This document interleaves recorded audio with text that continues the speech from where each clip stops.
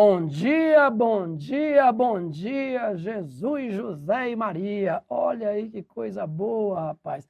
Você já entra no vídeo sendo abençoado. Eu lhe desejo tudo de bom. Eu sou o professor Exciliano, professor de História, e estou aqui na Fundação Demócrito Rocha, num projeto massa, Resolução Comentada de Provas do Enem. Especificamente, estamos resolvendo a Prova Azul de 2018 e vamos para a questão 58. Vamos lá, vamos ler o texto. A democracia que eles pretendem é a democracia dos privilégios, a democracia da intolerância e do ódio. A democracia que eles querem é para liquidar com a Petrobras. É a democracia dos monopólios nacionais e internacionais, a democracia que pudesse lutar contra o povo. Ainda ontem eu afirmava que a democracia jamais poderia ser ameaçada pelo povo.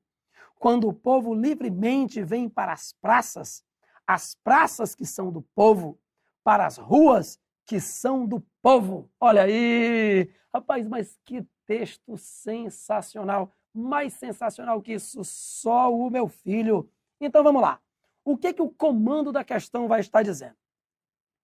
Em um momento de radicalização política, a retórica no discurso do presidente João Goulart, proferido no comício da Central do Brasil, buscava justificar a necessidade de, olha o que diz aí a letra D, aprovar os projetos reformistas para atender à mobilização de setores trabalhistas. Ah, Exciliano, mas aí é fácil demais, o gabarito está aí, é só ver o gabarito. Cara, a gente não vai só dar o gabarito, porque essa questão não vai cair de novo. De que adianta tu ver essa questão e decorar o gabarito? Tu tem que entender o contexto, que aí é lógico. Pode ser que esse tema caia novamente no seu Enem. Beleza? Pois vamos entender então o governo de João Goulart nos seus momentos finais, que é o que cai a nossa questão.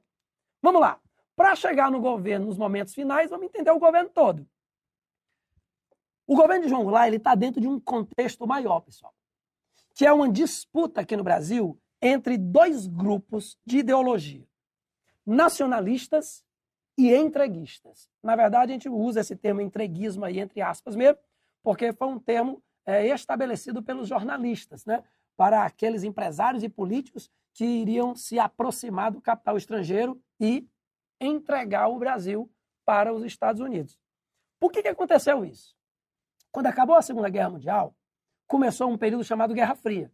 Estados Unidos e União Soviética passaram a disputar por áreas de influência. Lógico que os norte-americanos, que desde a doutrina Monroe, passando pela doutrina do Big Stick, né, chegando agora na Guerra Fria, vai ter a política da boa vizinhança, os americanos vão estar de olho na América dizendo assim, ó, a América é minha, sou eu que mando aqui na América, não venha para cá não.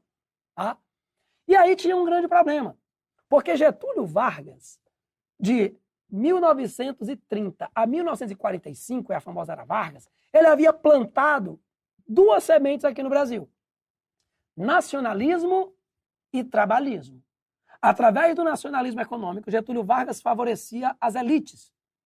Então, a indústria cresceu, o café manteve-se forte, mas, através de leis trabalhistas, primeiro em 34, depois em 37, e aí você vai ter ali com a CLT a consolidação das leis trabalhistas, ele favorecia as massas populares. Então, nacionalismo e trabalhismo eram duas faces de uma mesma moeda que Getúlio Vargas jogava para cima, pim, e o representava. Só tinha um problema. O nacionalismo de Vargas ia contra os interesses norte-americanos. Afinal de contas, Getúlio Vargas ele era contrário a essa invasão do capital estrangeiro e de multinacionais no Brasil. Eita, mas aí Vargas via-se sem nenhuma condições políticas de se manter, depois de 15 anos no poder, né? Depois de 8 anos de ditadura, né? O cenário político não lhe era favorável. Ele apoia João Goulart ele apoia o presidente Dutra acaba se aproximando dos Estados Unidos, depois Getúlio Vargas volta e vai tentar fechar a porta para o capital estrangeiro e as multinacionais. Getúlio Vargas morre, temos toda uma crise política até a posse de Juscelino Kubitschek.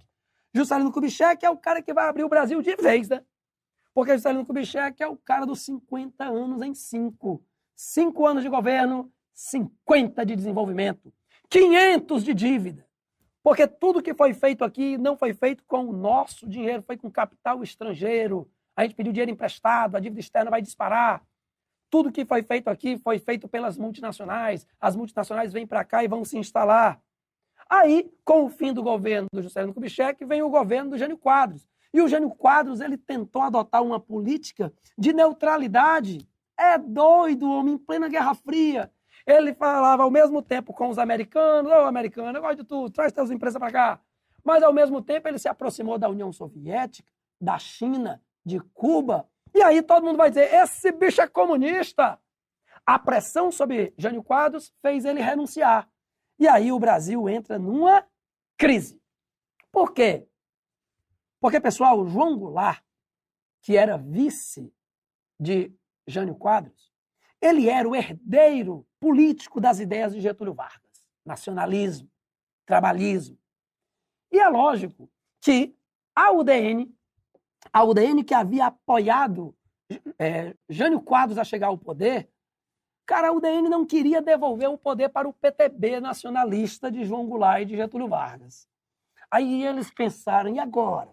E agora? João Goulart é o vice, ele vai assumir. Opa, mas peraí, João Goulart não está no Brasil. João Goulart está na China. Siciliano, o que João Goulart foi fazer na China? Um curso de comunismo? Não, rapaz, presta atenção. A China é a maior população do planeta. Ele foi querer abrir mercado consumidor para os nossos produtos. Ai, assim, eu pensei que João Goulart era comunista. Rapaz, se João Goulart fosse comunista, ele é latifundiário. Se ele fosse comunista, ele fazia a reforma agrária nas terras da família dele. João Goulart é nacionalista. É outra história. Então, ele luta pelos interesses da indústria nacional, dos interesses da economia nacional. Então, dessa forma, a UDN, que estava ligada ao capital estrangeiro, pensou: como é que a gente vai evitar isso? Cara, ia tendo uma guerra civil aqui. Porque, de um lado, os golpistas queriam impedir a posse de João Goulart. Do outro lado, os legalistas. De acordo com a Constituição, bora seguir a Constituição, legalizar o negócio. João Goulart, ele é o vice, ele tem o direito a assumir.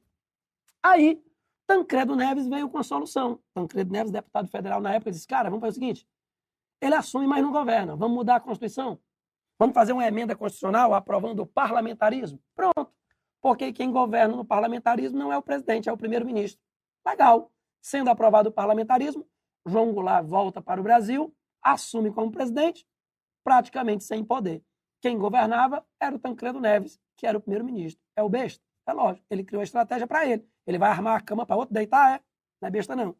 Pois vamos lá. Só teve um detalhe. O parlamentarismo ele precisava ser aprovado pela sociedade.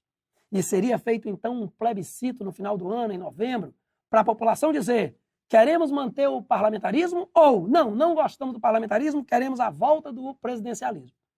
E aí o presidencialismo venceu. Ou agora a UDN, os militares conservadores, a elite tradicional, que eram aqueles contrários ao governo nacionalista de João Goulart, começaram a pensar: eita, agora vai quebrar.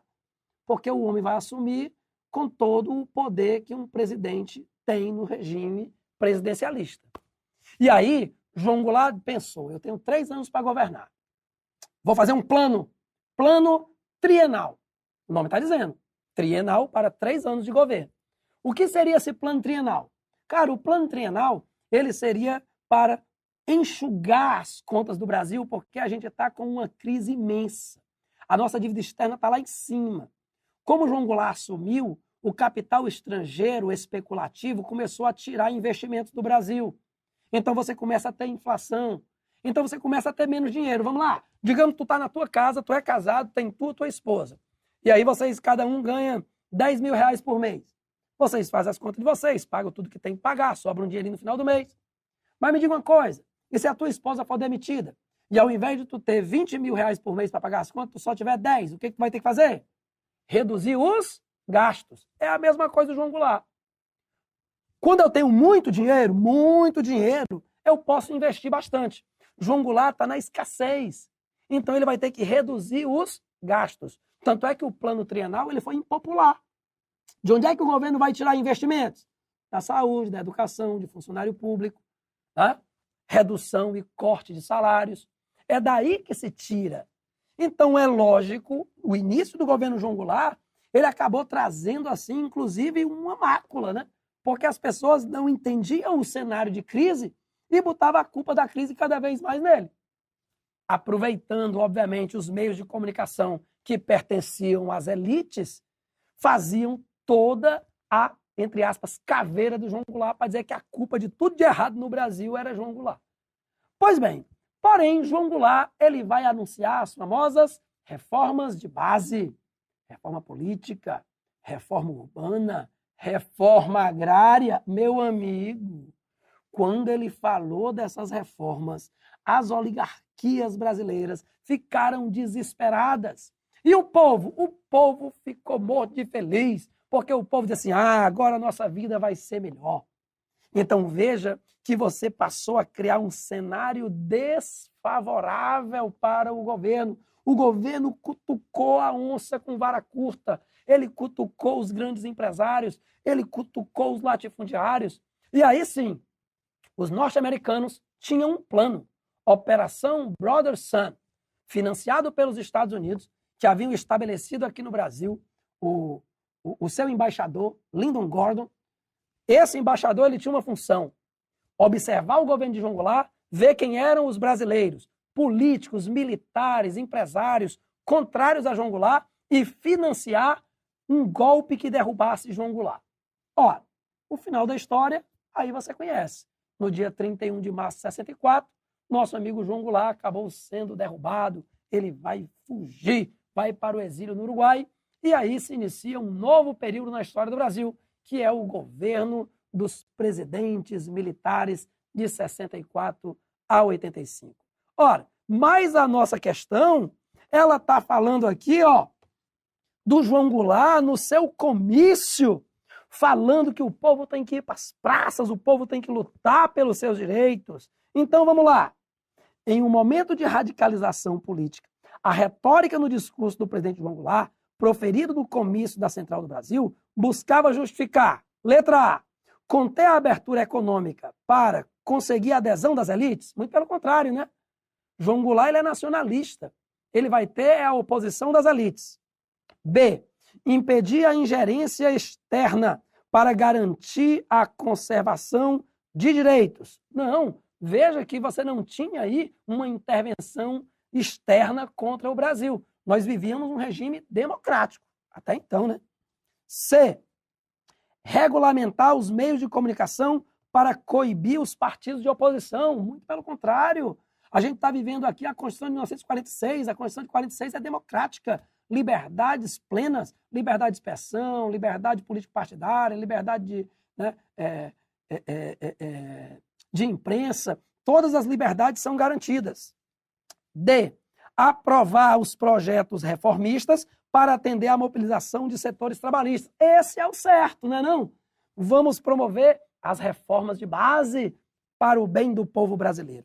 E incrementar o processo de desestatização para diminuir a pressão da opinião pública. Muito pelo contrário, um governo nacionalista ele quer um Estado forte para poder proteger os interesses nacionais. Então pronto, meu filho, ficou facilzinho. A resposta correta é a letra D, de doidinho por você. Olha que coisa maravilhosa.